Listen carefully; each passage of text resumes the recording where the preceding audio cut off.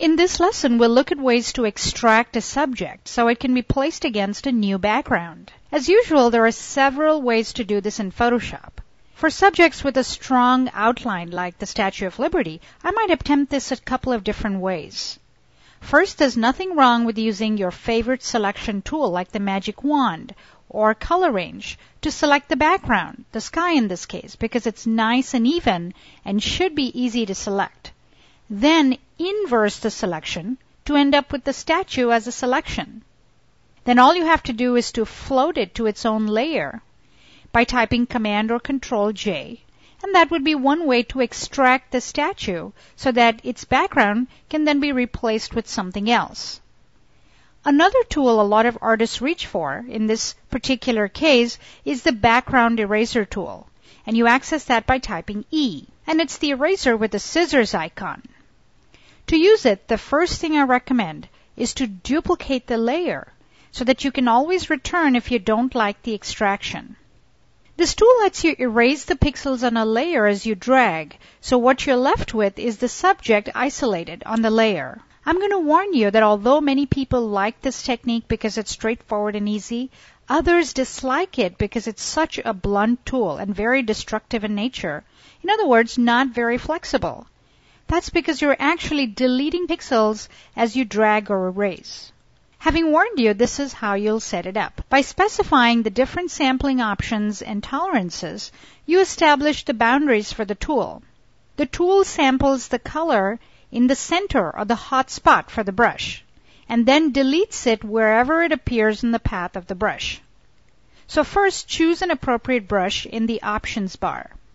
I'll choose a brush with a nice hard-edged option. Then because the sky in the background is so even, I'll choose the option to sample just once, that's the icon in the middle, and choose the Find Edges option. Next, I'll choose a low to medium tolerance so it can erase most of the sky pixels. That's about 25 to 50%. And finally, uncheck the eye icon on the underlying layer and start erasing. Try and keep the hot spot of the cursor or the crosshair squarely on the background as you drag.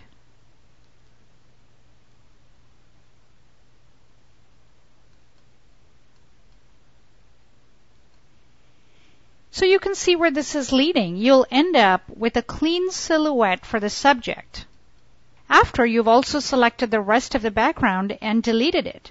So this would be one way of making a silhouette or extracting a subject.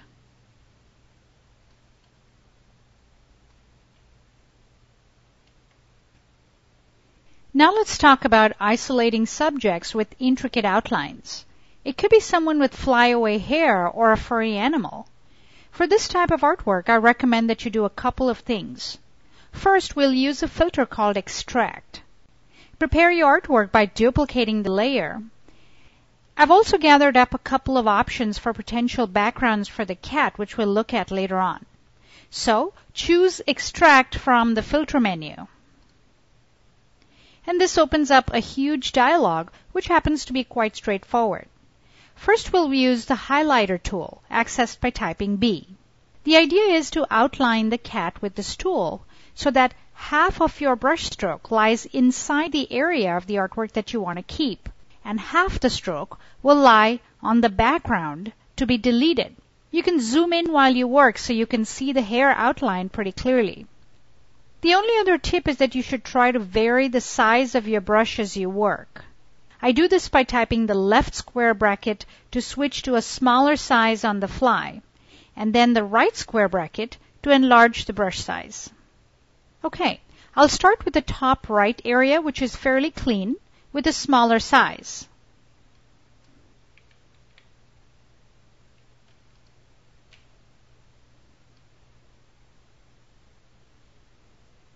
As I come to a fuzzy area, I'll switch to a larger brush, and I'll do that by typing the right square bracket.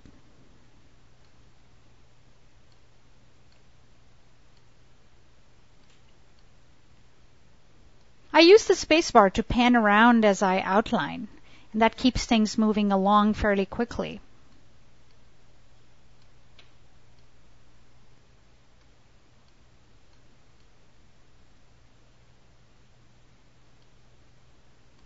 There's not much to it. You'll find though that after you've made the outline, that if it doesn't get all the little details, that it's fairly straightforward to come back and redo this outline and try and see if you can come up with a thickness of brush that captures all the little details.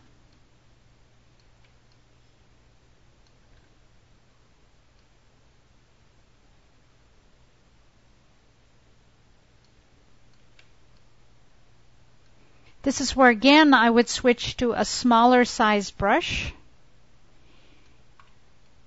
And we're getting close to the end here. Now in reality I would really take my time to craft a better outline, but this is as good as it gets for this demo.